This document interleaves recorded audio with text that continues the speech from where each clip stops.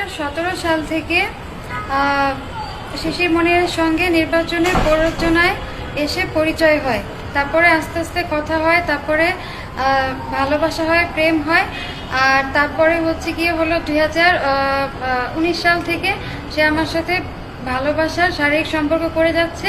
এবং তারপরে যখন আমি বিয়ে করার জন্য চাপ দিয়েছি তখন সে বলছে যে দেখো এখন তো আমি বিয়ে করতে পারছি না, তুমি টাকা নিয়ে আপোস হও, যেন মানে টাকা নিয়ে আমি দূরে চলে যাই।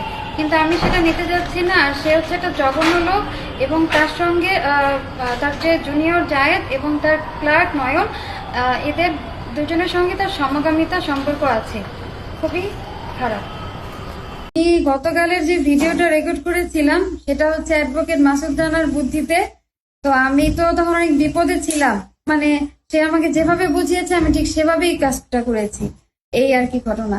তো যাই হোক, গতকালের ভিডিওটা সত্যি না, আর আপনারা আমার জন্য দোয়া করবেন।